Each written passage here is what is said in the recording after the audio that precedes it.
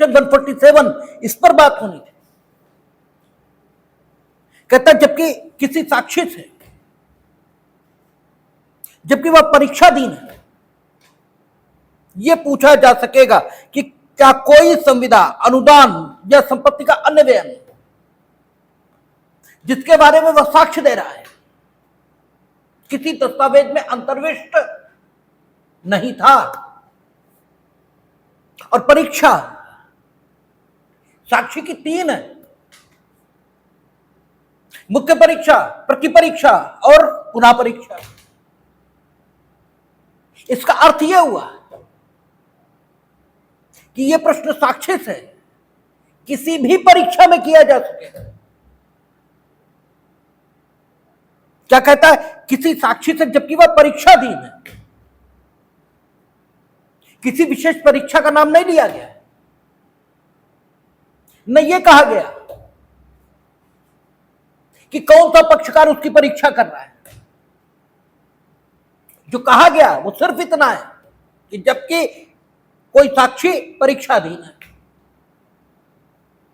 यह पूछा जा सकेगा, तब उससे पूछा जा सकेगा कि क्या कोई संविधान, अनुदान या संपत्ति का अन्य बयान जिसके बारे में वह साक्ष्य दे रहा है। क्यों? सेक्शन 91, 92 पिछले भारतीय साक्ष्य अधिनियम का, और 1-2 सेक्शन आगे पीछे नए में भी होगा। पीछे हम लोग पढ़ के ही आए, सेक्शन एकदम करेक्ट याद नहीं है, क्योंकि 3-4 आगे पीछे ये होगा। ठीक है, यानी सेक्शन 95, 96 हो सकता है।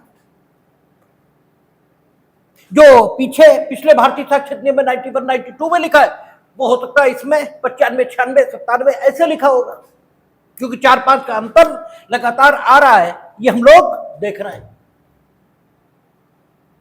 ठीक है, तो वहां क्या लिखा है कि संविदा, संपत्ति का अन्य बयान, यह संपत्ति का अनुदान, इसे विधि की अपेक्षा के अनुसार, यह विधि की अपेक्षा के बिना अगर लेखबद्ध तौर पर किया गया है, तो फिर उस संविदा के निबंधन जिसे लेखबद्ध रूप में किया गया है, यानी terms and conditions of the contract, और संपत्ति के अनुदान के निबंधन, अगर संपत्ति का अनुदान लेखबद्ध रूप में किया गया है, या प्रॉपर्टी का अन्य कोई डिस्पोजल, संपत्ति का अन्य कोई व्यय, वो अगर लिखित रूप में किया गया है, चाहे विधि की अपेक्षा के मुताबिक और चाहे विधि की अपेक्षा के बिना, तो whenever there will be a need, ठीक है, काहे कि यह साबित करने की कि उस संविदा के निबंधन, उसके टर्म्स एंड कंडीशंस, संपत्ति के अनुदान के टर्म्स एंड कंडीशंस या संपत्ति के अन्य बयान के निबंधन अर्थात टर्म्स एंड कंडीशंस क्या थी, यह साबित करने की जरूरत कभी भी हो जाए,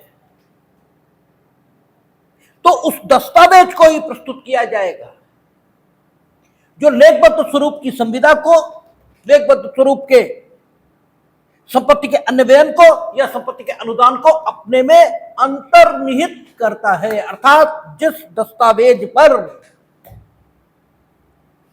ये चीजें उल्लिखित की गई हैं, लिखी गई हैं,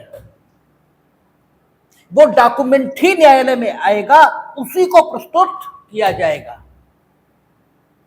उसके बारे में मौखिक साक्ष्य नहीं दिया जाएगा जब तक कि आप यह साबित न कर दें कि उस दस्तावेज की अंतर्वस्तु के बारे में द्वितीय साक्ष्य देने के आप अधिकारी हैं।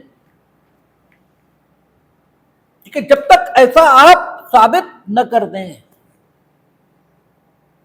क्योंकि मौखिक साक्ष्य किसी दस्तावेज की अंतर्वस्तु के बारे में, यह द्वितीय साक्ष्य की परिभाषा में आता है, और द्वितीय साक्ष्य तब तक नहीं आ सकता जब तक प्राथमिक साक्ष्य उपलब्ध है।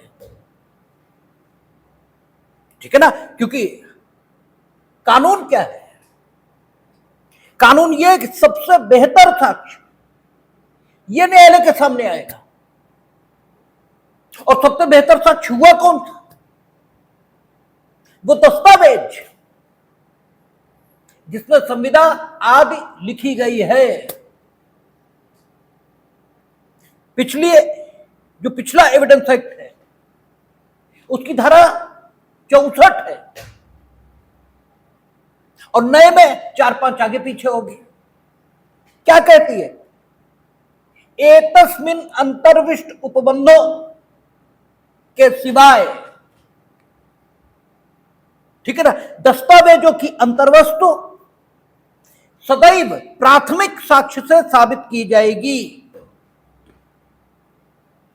ठीक है, यानी एतस्मिन पश्चात जो अंतर्विष्ट किया गया है, अगर दशा वो हो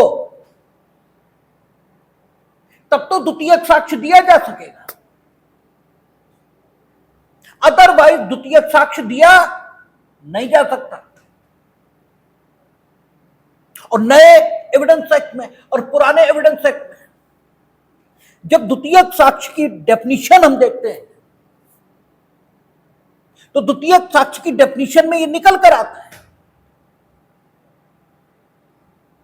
कि दस्तावेज यदि कोई है तो उसकी अंतर्वस्तु से परिचित व्यक्ति, यानी जिसने उसकी अंतर्वस्तु को देखा है, वो अगर अंतर्वस्तु के संबंध में, ठीक है, मौखिक तौर पर साक्ष्य देता है तो मौखिक तौर पर उसके द्वारा दिया गया साक्ष्य ये द्वितीयक साक्ष्य की श्रेणी में माना जाएगा। तो सेक्शन, पुराने एविडेंस एक्ट के सेक्शन अगर हम कोट करें, क्योंकि नए के अभी हमें उतने याद नहीं हो पाए, ठीक है ना, लेकिन बातें ये सब नए में भी मौजूद हैं। तो अगर पुराने एविडेंस एक्ट के सेक्शन हम कोड करें और उनके तत्स्थानी, ठीक है, सेक्शंस आप लोग स्वयं ढूंढ लेंगे, ठीक है, एविडेंस एक्ट में वो कोई कठिन काम नहीं है। तो पुराने एविडेंस एक्ट के हिसाब से देखें तो सेक्शन 91 सपठित सेक्शन 64 और सपठित सेक्शन 63 वो द्वितीयक साक्ष्य को परिभाषित करता है। इन तीनों सेक्शंस का कम्युलेटिव इफेक्ट वो होगा जो सेक्शन 147 वर्तमान भारतीय साक्ष्य अधिनियम में लिखा दिखाई देता है। क्योंकि जब संपत्ति का अनुदान, संविदा या किसी अन्य संपत्ति के व्यय के संबंध में आप परीक्षाधीन हैं तो आपसे बिल्कुल पूछा जाएगा कि ये विषय जिनके बारे में आप परीक्षाधीन होकर साक्ष्य दे रहे हो, क्या ये किसी दस्तावेज में अंतर्विष्ट किए गए थे? भाई वहां कहता है विधि की अपेक्षा के मुताबिक भी अंतर्विष्ट हो सकते हैं और विधि की अपेक्षा के बिना भी अंतर्विष्ट हो सकते हैं। क्योंकि कानून जो कहता है वो तो करना ही होगा, लेकिन कानून जिसे मना नहीं करता वो सारा कुछ आप कर सकते हैं। जैसे टीपीए कहती है कि 100 रुपए से ऊपर की अचल संपत्ति है, उसका विक्रय हो, बंधक हो, आप कैसे करेंगे? रजिस्टर्ड, ठीक है, अटेस्टेड और पंजीकृत, ठीक है ना। पंजीकृत तो रजिस्टर्ड की हिंदी हो गई, रजिस्टर्ड, ठीक है, लिखित और अनुप्रमाणित संविदा के माध्यम से, इसी ढंग से आप करेंगे। लेकिन अगर 100 रुपए से कम की है और आप ऐसे कर लेते तो मना थोड़ी है। 100 रुपए या उससे ऊपर की है तब तो उसका ट्रांसफर इसी ढंग से करना होगा, लेकिन 100 रुपए से कम की है तो आप ऐसे करना चाहें तो ऐसे कर लें और मौखिक तौर पर करना चाहे तो वैसे कर लें। यानी कानून में जो मना नहीं है वो सब आप कर सकते हैं, और जो मना है वो बिल्कुल नहीं करेंगे। तो यहां जब ये कहा कि संविदा संपत्ति के अनुदान या संपत्ति के अन्य व्यय अगर लेखबद्ध रूप में किए गए हैं तो चाहे विधि की अपेक्षा के मुताबिक चाहे विधि की अपेक्षा के बिना, बस लेखबद्ध स्वरूप में किए गए तो फिर तो सेक्शन 91 पुराने भारतीय साक्ष्य नियम के हिसाब से हम सेक्शन कोड कर रहे हैं। 63 और 64 इनका जो कम्युलेटिव इफेक्ट आएगा वो तो यही आएगा कि आप उनके बारे में मौखिक साक्ष्य ये कैसे दे दोगे परीक्षाधीन होकर। ये ठीक है, इनके बारे में साक्ष्य ये तो उन्हीं दस्तावेजों के माध्यम से दिया जाना चाहिए। अब आप कहेंगे अगर ऐसा ही है तो सेक्शन 147 में यह बात दोहराने की जरूरत क्या है? ठीक है ना, ये तो वहां लिखा ही है, ठीक है ना। और आदमी न्यायालय के समक्ष किसी भी तथ्य का साक्ष्य ये परीक्षा के माध्यम से ही देगा, तो वहां जो कुछ लिखा है वही पर्याप्त है, उस बात को दोहराने की जरूरत कहां है? तो आपको ध्यान करना चाहिए वहां लिखा है कि संविदा के निबंधन यानी टर्म्स एंड कंडीशंस इनको साबित करना हो तो दस्तावेज ही प्रस्तुत करना होगा। यह नहीं लिखा है कि संविदा संपत्ति के अनुदान या संपत्ति के अन्य व्यय के संबंध में अगर साक्ष्य देना है तो भी दस्तावेज प्रस्तुत करना होगा, यह वहां नहीं लिखा है। इसलिए इस सेक्शन की जरूरत हो गई, क्योंकि अब उन्होंने वो बात जो सेक्शन 91-92 पुराने भारतीय साक्ष्य नियम के हिसाब से जो वहां लिखी है उसकी परिधि को, उसके स्पेक्ट्रम को बढ़ा दिया और यह कह दिया कि किसी साक्षी से जबकि वह परीक्षाधीन है यह पूछा जा सकेगा कि क्या कोई संविदा अनुदान या संपत्ति का अन्य व्यय जिसके बारे में वह साक्ष्य दे रहा है, बारे में यह बड़ी बात हो गई, ये टर्म्स एंड कंडीशन के संबंध में भी साक्ष्य हो गया या किसी अन्य बात के बारे में भी साक्ष्य हो गया, ठीक है ना। जिसके बारे में वह साक्ष्य दे रहा है किसी दस्तावेज में अंतर्विष्ट नहीं था, ये उससे पूछा जाए कि क्या जो तुम साक्ष्य दे रहे हो ये किसी डॉक्यूमेंट में अंतर्विष्ट नहीं है, ठीक है ना, ये पूछा जा सकेगा। और यदि वह कहता है कि वह था,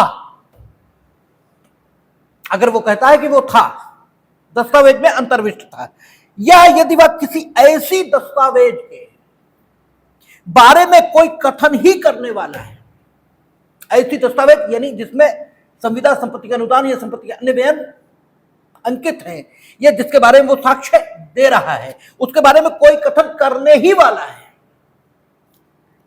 जिसे न्यायालय की राय में पेश किया जाना चाहिए, ठीक है ना, जिसे ऐसा कोई दस्तावेज है, इसका संबंध दूसरे दस्तावेज से है। हम थोड़ा सा ठीक है पिछली लाइन कंफ्यूज करके बोल गए, यानी संविदा संपत्ति के अनुदान या संपत्ति के अन्य व्यय इसको अंतर्विष्ट करने वाला दस्तावेज या अन्य कोई दस्तावेज जिसकी अंतर्वस्तु के बारे में वह कोई कथन करने ही वाला है। और न्यायालय की राय ये है कि भले ही उस दस्तावेज में संविदा संपत्ति के अनुदान या संपत्ति के अन्य व्यय ये अंतर्विष्ट नहीं है, लेकिन फिर भी उसे न्यायालय के समक्ष पेश किया जाना चाहिए।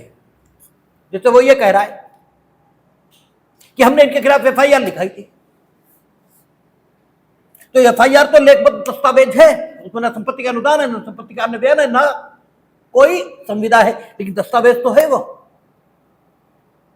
ठीक है। तो न्यायालय की राय अगर यह है कि साक्ष्य के प्रयोजनों से उस एफआईआर को पेश होना चाहिए पहले, ठीक है ना, और उस एफआईआर के बारे में आप कोई कथन करने ही वाले हैं, न्यायालय की राय है कि उस दस्तावेज को पेश किया जाना चाहिए तो प्रतिपक्षी आक्षेप कर सकेगा। यानी अपोजिट पार्टी जो होगी, प्रतिपक्षी का मतलब वो साक्षी जिसके पक्ष में साक्ष्य दे रहा है, उसकी जो अपोजिट पार्टी, ये अभियोजन भी हो सकता है और ये अभियुक्त भी हो सकता है, ये वादी भी हो सकता है, ये प्रतिवादी वो भी हो सकता है। ठीक है, तो प्रतिपक्षी आक्षेप कर सकेगा कि ऐसा साक्ष्य तब तक नहीं दिया जाए जब तक ऐसी दस्तावेज पेश नहीं कर दी जाती। क्योंकि आप ये कहेंगे कि फला जगह हमने स्कूल में इनके नाम में डेट ऑफ बर्थ ये लिखाई थी और स्कूल रजिस्टर में डेट ऑफ बर्थ मौजूद है, तो स्कूल रजिस्टर में डेट ऑफ बर्थ मौजूद है, ये ठीक है। लेकिन स्कूल रजिस्टर ठीक से मेंटेन किया गया है, ये कैसे तय होगा जब तक स्कूल का रजिस्टर न्यायालय में पेश ना हो। ठीक है, स्कूल के रजिस्टर में आपने लिखाई, लेकिन जब स्कूल का रजिस्टर आया, ठीक है, तो पता यह लगा कि जो स्कूल का रजिस्टर तो कम है, ये तो रद्दी है, तो रद्दी पेपर है।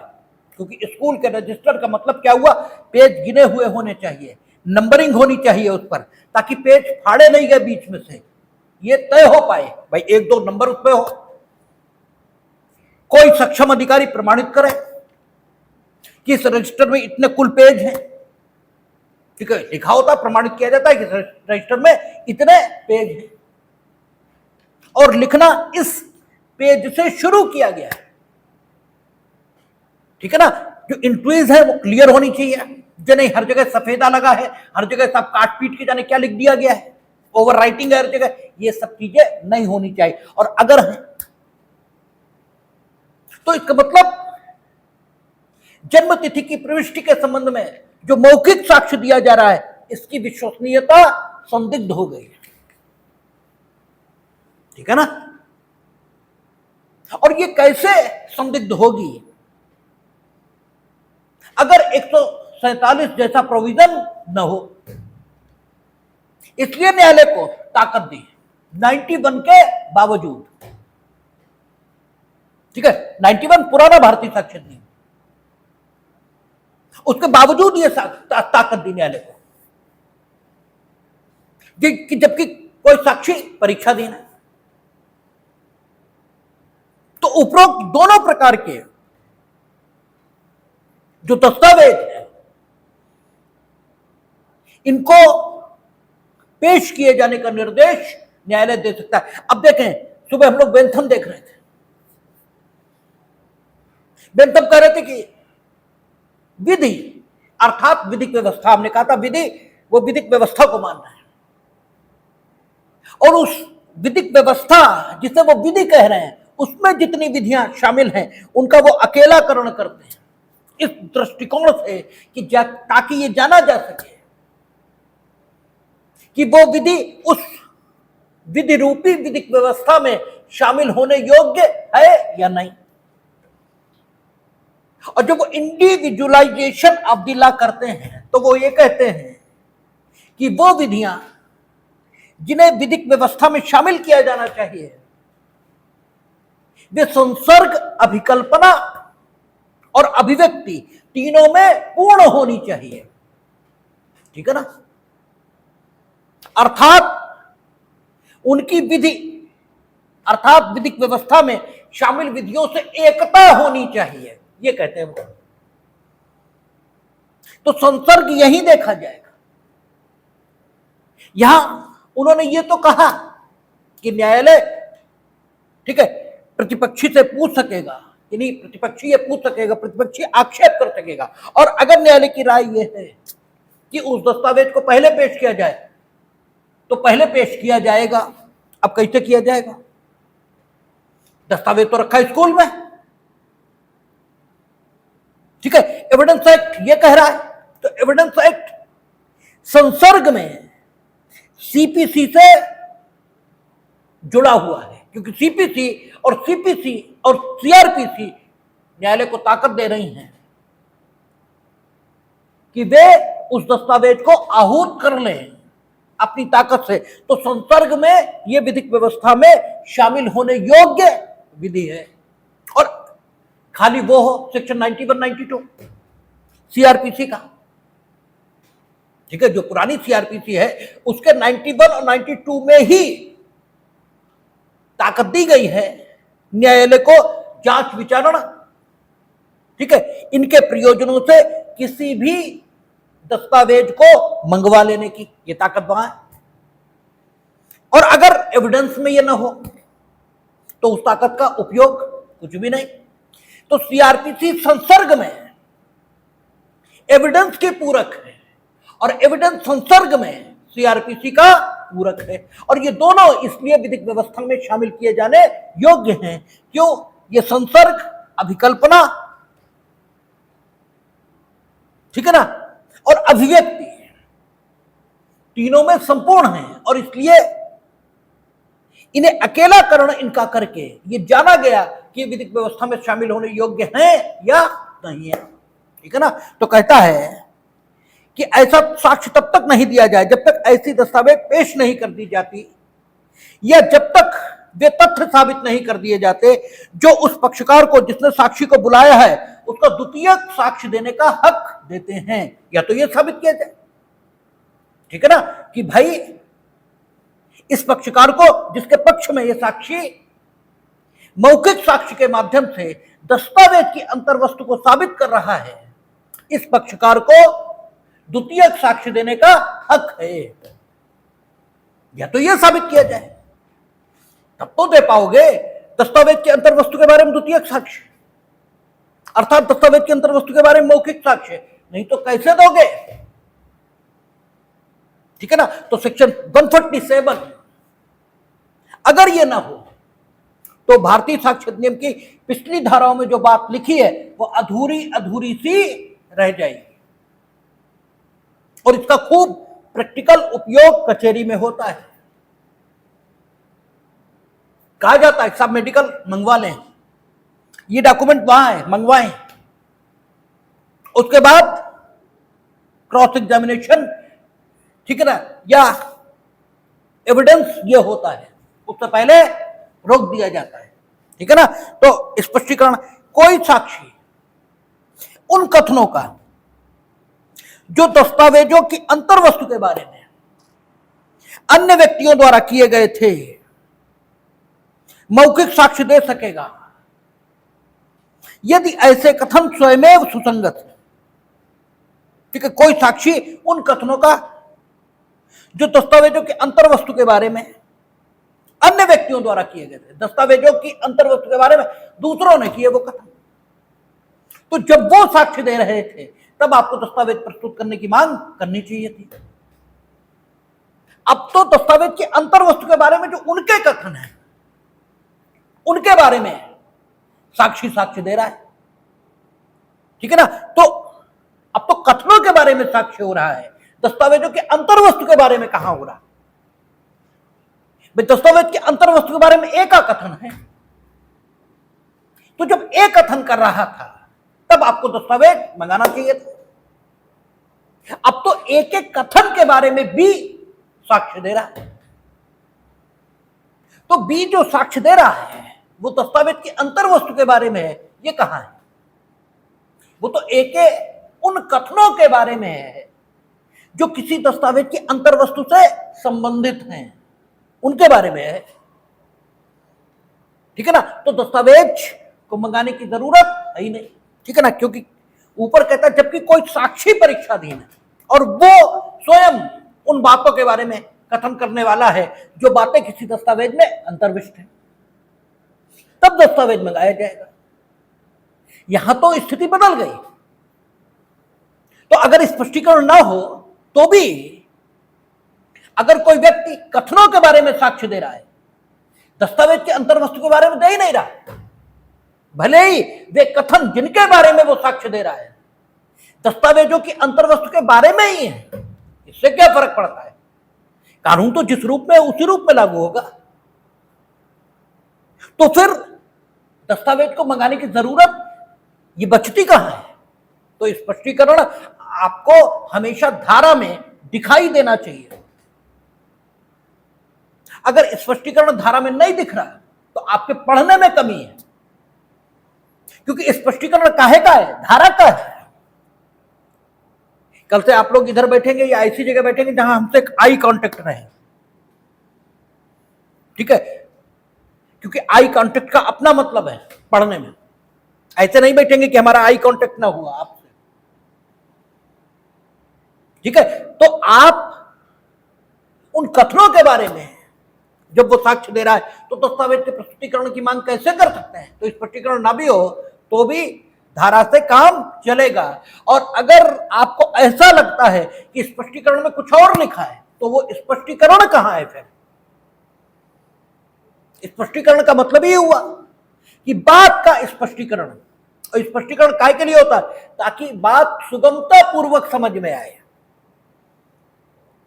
तो बात कठिनाई से भी समझी जा सकती है,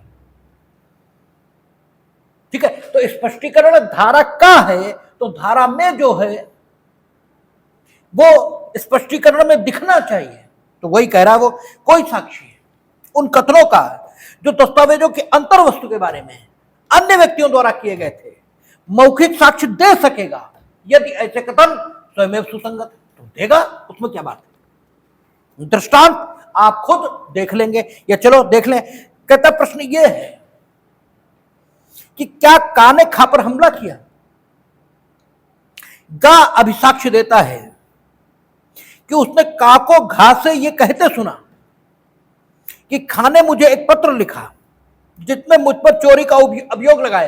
ये दूसरों, ठीक है, दूसरे दस्तावेज के अंतर्वस्तु के बारे में जो कथन कर रहे हैं उन कथनों के बारे में,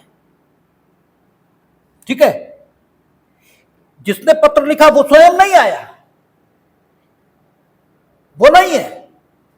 कहता है प्रश्न ये कि क्या का ने खा पर हमला किया? यह प्रश्न न्यायालय के समक्ष गा साक्षी होकर आया है। और गा साक्षी क्या करे कि का ने, उसने का को घा से बात करते सुना।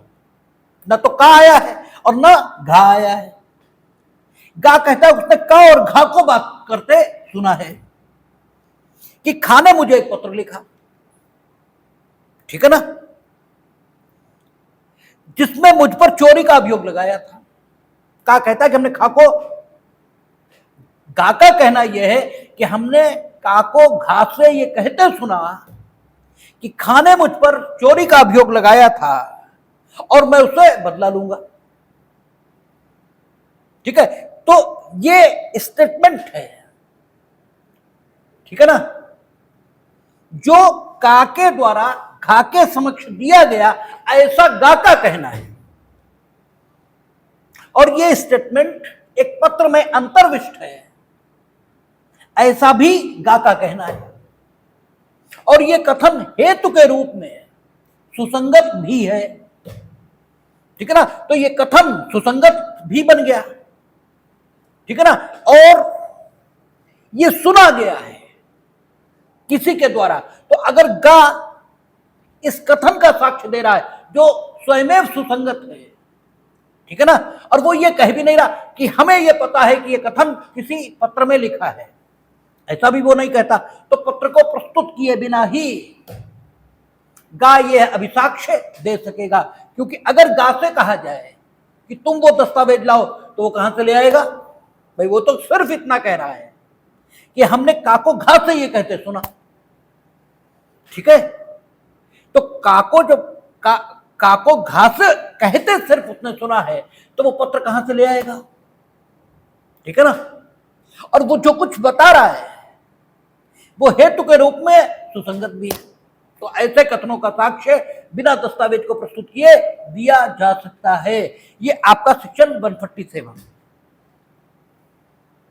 अब सेक्शन 148, ये बेहद प्रैक्टिकल उपयोग का सेक्शन है और प्रतिदिन न्यायालय में 148 का उपयोग होता है, प्रतिदिन, ठीक है। ऐसा कोई एविडेंस नहीं होता न्यायालय में जिसमें 148 का उपयोग ना होता। और पिछले भारतीय साक्ष्य अधिनियम में ये कौन सी धारा थी? 145। ये क्या कहती है? कहती अगर किसी साक्षी के कोई पूर्वतन कथन है, पूर्वतन कथन यानी इस समय जो कथन वो कर रहा है उससे पहले के कोई कथन है, ठीक है ना। यदि किसी साक्षी के कोई पूर्वतन कथन है, वो पूर्वतन कथन कहां है इससे मतलब नहीं, उसी साक्षी के हैं जो साक्षी इस समय न्यायालय के समक्ष साक्ष्य देने के लिए आया है, उसी के हैं, किसी और के नहीं है।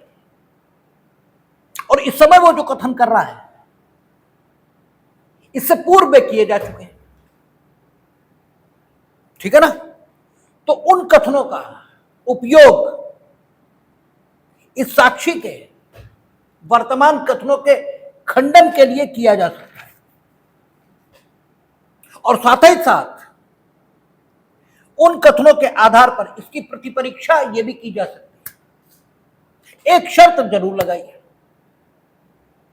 और वो शर्त यह लगाइए कि अगर उसके पूर्व में अंकित किए गए कथनों के आधार पर उसके वर्तमान कथनों का खंडन करने का आशय है आपका, तो पूर्वतन कथन उसे पढ़कर सुनाए जाने चाहिए, ठीक है ना।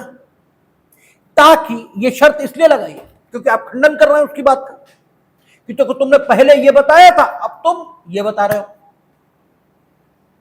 तो अगर उसके पास पहले वो बताकर इस समय कुछ और बताने का उचित कारण या उचित स्पष्टीकरण है, तो वो स्पष्टीकरण भी साथ साथ दिया जा सके, दोहरकम से बचा जा सके, ठीक है। क्योंकि अगर ये बात यहां नहीं लिखेंगे तो वो फिर मांग करेगा कि तब हम स्पष्टीकरण देना चाहते हैं, झंझट बढ़ेगा। इसलिए एक निष्पक्ष विचारण को सुनिश्चित करने के लिए सेक्शन में ये लिख दिया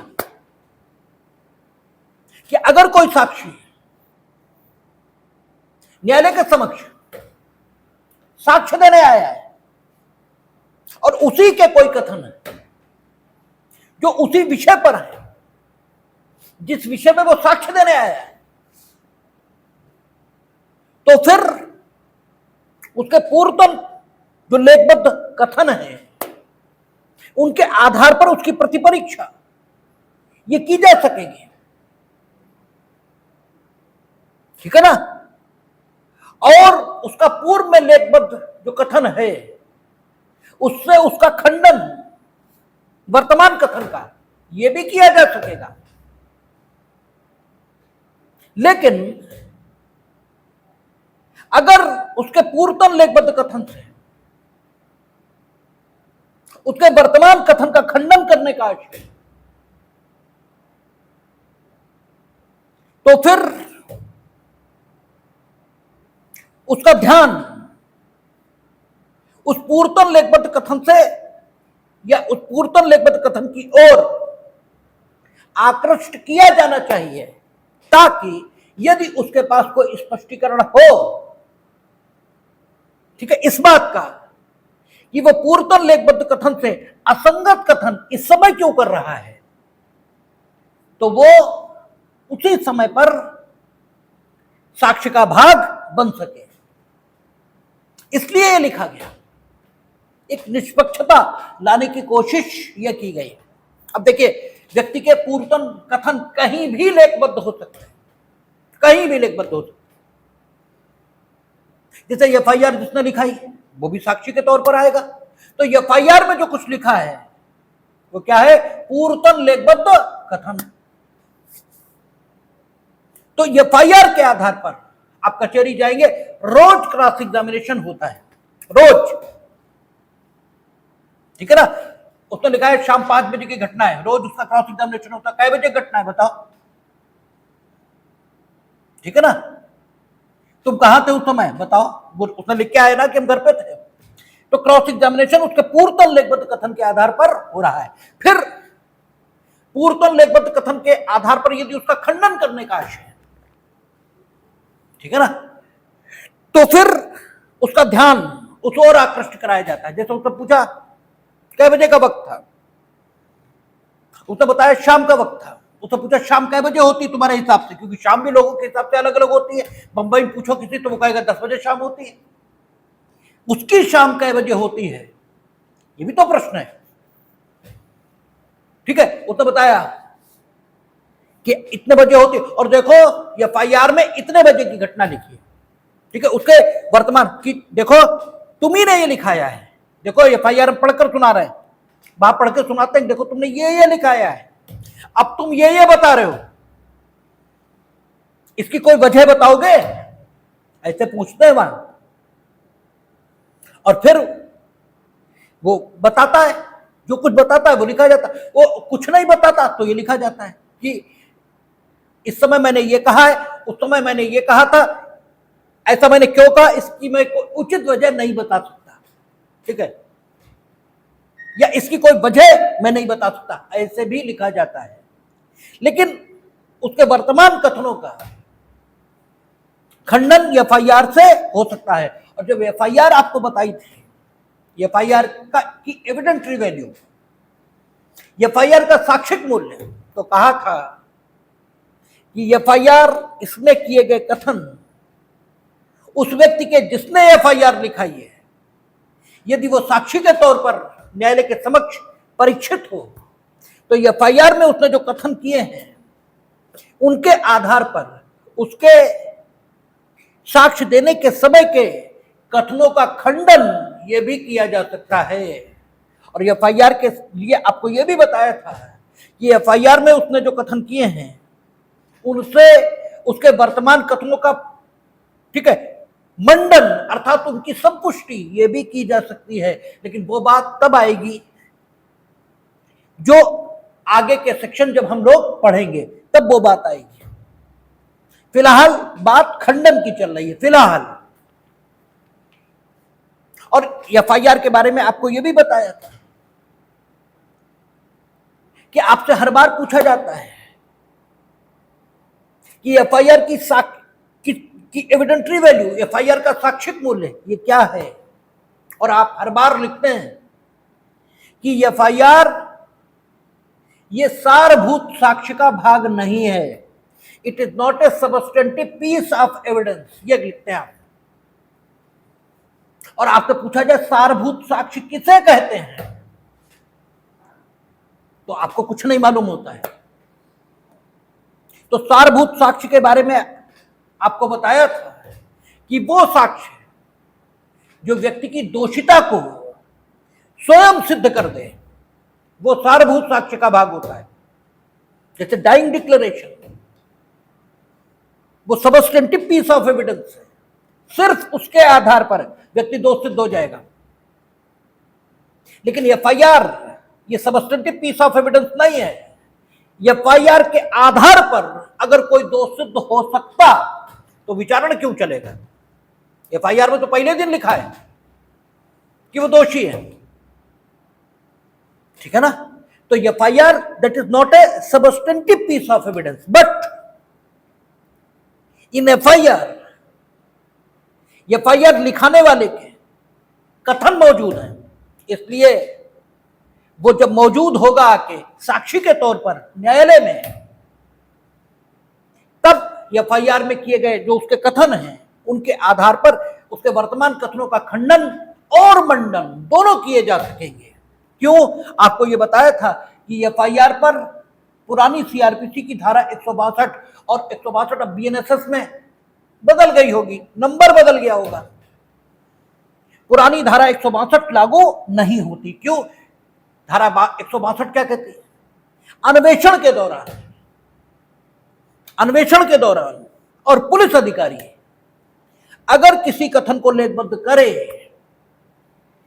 तो वो साक्षी जब न्यायालय में साक्ष्य देने के लिए साक्षी के तौर पर आएगा तो ऐसे कथन जो अन्वेषण के दौरान पुलिस अधिकारी इसके द्वारा लेखबद्ध किए गए उनसे केवल उस साक्षी का खंडन किया जा सकेगा, उसका मंडन नहीं किया जा सकेगा।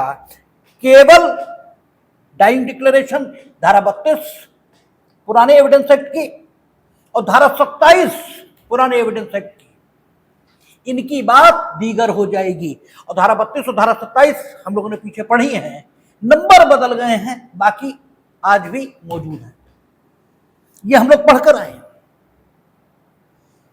और आपको मालूम है एफआईआर जब लिख जाती है तब अन्वेषण शुरू होता है। एफआईआर लिखने से पहले अन्वेषण नहीं होता। और एफआईआर लिखेगा कौन? पुलिस अधिकारी। लेकिन जिस समय लिखेगा उस समय अन्वेषण नहीं चल रहा है, इसलिए उस पर 162 लागू नहीं होती। ठीक है ना? क्योंकि 162 क्या कहती है? पुलिस अधिकारी अन्वेषण के दौरान। तो अन्वेषण तो उस समय शुरू हो रहा है, अन्वेषण के दौरान थोड़ी लिखी जा रही है एफआईआर। इसलिए एफआईआर में जो कथन हैं उनका उपयोग साक्षी के संपोषण इसके लिए भी हो सकता है, और साक्षी के खंडन इसके लिए भी हो सकता है। और हमने कहा था कि साक्षी के संपोषण की जरूरत सामान्यता नहीं होती है, लेकिन कभी कभी पैदा होती है, क्योंकि साक्षी ने जो साक्ष्य दिया उसमें आधा झूठ लगता है, आधा सच। अब हमें यह देखना है कि उसका कौन सा भाग साक्ष्य का सच है और कौन सा भाग झूठ है। उसने एक कथन किया जो एफआईआर में भी है और उसके साक्ष्य में भी संपोषण हो गया। ठीक है ना? तो एफआईआर का उपयोग संपोषण और खंडन दोनों के लिए होगा। लेकिन अगर पुलिस अधिकारी ने कोई कथन अन्वेषण के दौरान लेखबद्ध किया तो उसका उपयोग केवल खंडन के लिए होगा। लेकिन इस बात का अपवाद दो हैं, मृत्युकालिक कथन और धारा 27 पुराना एविडेंस एक्ट। यानी अन्वेषण के दौरान किसी नए तथ्य का पता चला है तो उसमें संपोषण के लिए जब उपयोग हो जाएगा। ये आपको जब सीआरपीसी पढ़ाई गई थी तो खूब बताया गया था। लेकिन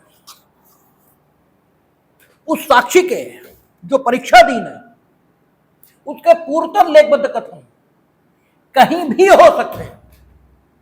अक्सर करके साक्षियों का खंडन और मंडन एफआईआर और उन कथनों के आधार पर किया जाता है जिन्हें अन्वेषण के दौरान पुलिस अधिकारी लेखबद्ध करते हैं और जो अब तक सीआरपीसी की धारा 161 के अंतर्गत लेखबद्ध किए जाते रहे हैं। नॉर्मली सामान्यतः साक्ष्यों का खंडन इन्हीं धाराओं के आधार पर होता रहता है। लेकिन बात यहीं तक सीमित नहीं है। साक्षी के पूर्वतन लेखबद्ध कथन कहीं हो सकते हैं, कहीं भी हो सकते हैं। नॉर्मली ऐसा होता है। कचहरी में आप जाओगे तो रोज जो होते देखोगे वो ये होगा कि देखो तुमने एफआईआर में लिखाया था, यहां तुम दूसरी बात बता रहे हो। देखो तुमने दरोगा जी को 161 में ये बताया था, अब तुम दूसरी बात बता रहे हो। ठीक है ना? तो नॉर्मली आप एफआईआर इनका उपयोग होते देखते हैं। लेकिन धारा क्या कहती है? धारा कहती है कि कहीं भी उसके कोई कथन लेखबद्ध किए गए जो प्रश्नगत विषय से सुसंगत है। उसने किसी न्यायालय के समक्ष पहले साक्ष्य दिया था उसी विषय पर, यद्यपि उस न्यायालय को उस साक्ष्य को लेने की अधिकारिता यह भी नहीं थी, गलती से ले लिया। लेकिन उन लेखबद्ध कथनों के आधार पर भी अगर यह साक्ष्य देने आएगा तो इसकी प्रतिपरीक्षा की जा सकेगी और खंडन करने का आशय हो तो उन कथनों की ओर इसका ध्यान आकृष्ट करके इसके वर्तमान कथनों का खंडन यह भी किया जा सकेगा।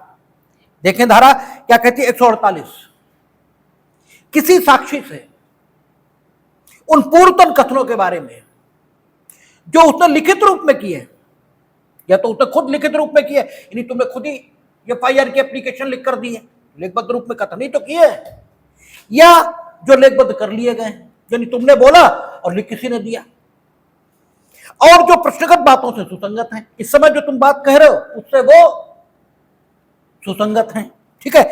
ऐसा लेख उसे दिखाए बिना या ऐसे लेख के साबित हुए बिना, यानी जरूरी नहीं उस लेख को न्यायालय में साक्षी के तौर पर दिया गया हो, इससे मतलब नहीं है। वोटर लिस्ट है, तुम कहते हो हम इनके पति या पत्नी नहीं, हमने वोटर लिस्ट वहां से निकलवा ली, देखो ये है, देखो इसमें तो पति पत्नी क्या नाम लिखा है बताओ, ठीक है ना। तो ऐसे लेख के साबित हुए बिना या ऐसे लेख को उसे दिखाए बिना प्रति परीक्षा की जा सकेगी, ठीक है ना, क्रॉस एग्जामिनेशन हो सकेगा। किंतु यदि उस लेख द्वारा उसका खंडन करने का आशय है तो उस लेख को साबित किए जा सकने के पूर्व उसका ध्यान उस लेख के उन भागों की ओर आकर्षित करना होगा जिनका उपयोग उसका खंडन करने के प्रयोजन से किया जा रहा है। इसलिए 161 पूरा लिखाते हैं वहां कि देखो ये तुमने कहा था, और अब बताओ कि अब तुम जो कुछ कह रहे हो या जो कुछ तुमने मुख्य परीक्षा में कहा, क्योंकि मुख्य परीक्षा में ही तो उसने अपना साक्ष्य दिया है, ये तुमने क्यों दिया। तो वो बताता है कि हमने दरोगा जी को बताया, तुमने लिखा ही नहीं, क्योंकि अक्सर वहां FIR 161 से ही खंडन होता है, ठीक है। तो लिखा देते हैं कि मैंने दरोगा जी को यह बात बताई थी, उन्होंने अंकित क्यों नहीं की इसकी मैं कोई वजह नहीं बता सकता। बाद में प्रोसिक्यूशन इसका स्पष्टीकरण देता है कि साहब अभियोजन अधिकारी के सब कुछ लिखना जरूरी थोड़ा ही था, तो ज्ञापन तैयार कर रहा था, ठीक है, ये स्पष्टीकरण आता है। लेकिन ये स्पष्टीकरण ऐसा नहीं है कि हमेशा मान ही लिया जाए। देखिए कुछ बातें होती हैं जो आदमी कहेगा ही कहेगा। जैसे अगर आप ये कहते हो कि घटना हमने होते देखी, ठीक है ना, तो और घटना कत्ल है, तो आप ये जरूर दरोगा जी को बताओगे कि किस चीज से मारा गया, ठीक है ना।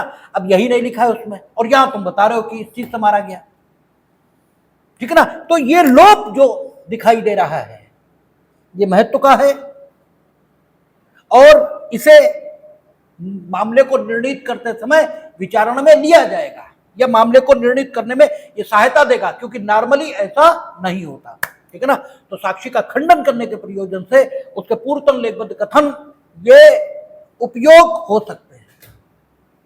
अब जो कुछ इंडियन एविडेंस एक्ट में बचा है वो बहुत कठिन नहीं है, लेकिन बहुत उपयोग का है, और एग्जामों में खूब धड़ाधड़ पूछा जाता है। और हम उम्मीद करते हैं कि हफ्ते भर में एविडेंस खत्म हो जाना चाहिए। शेष बात कल करेंगे, देखेंगे।